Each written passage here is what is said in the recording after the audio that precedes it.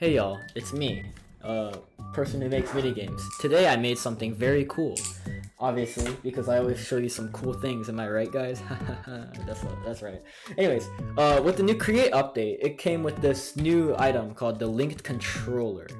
And this item is probably the best addition to the game, because I love redstone links. And that pretty much sums it up. Redstone links are the best redstone item in the game.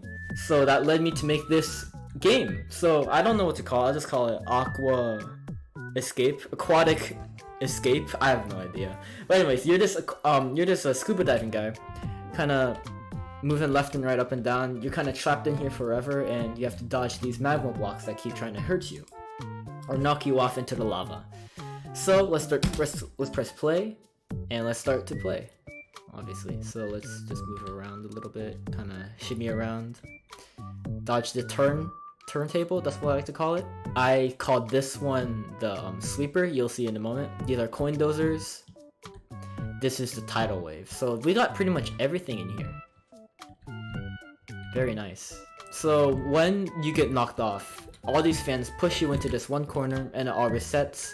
I made the system stop you from controlling this so that it can reset itself. And you're pretty much done with it. I'm gonna make it so that you can't move it after you've died. So like right now you can see I can move it. But I want to make it so that if you died, you just can't play again. Or you can't play unless you press play again. So here's another thing that I had to reset. So you know how gantry shafts move up along the gantry shaft like that?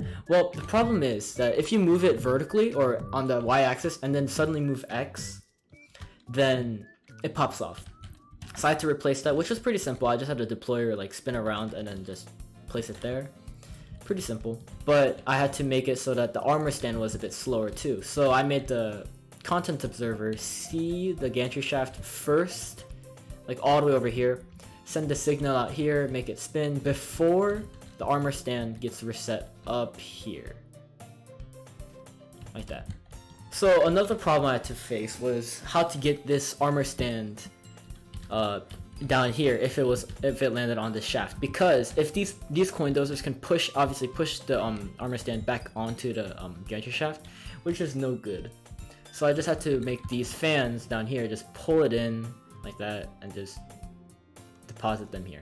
So I have all these redstone lamps indicating what's gonna happen, because obviously you need some like visual cues in order to dodge the obstacles, which would be cool. And back here is a point system.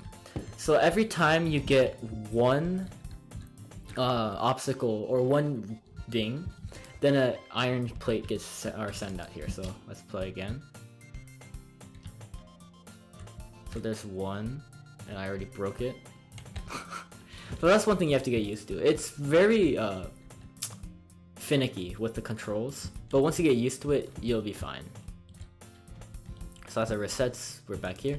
So I'm not gonna make a schematic of it just yet, because this is not the final product. I'm planning on adding a lot more, unless we get to 500 subscribers, you know, then I'll consider sending out the schematic. But I mean, to be honest here, this is not that complicated. It's just a bunch of like smaller things packed into a larger machine. Like for example, these three are the same thing. This is just a spinning thing. It's just large because of the redstone lamps.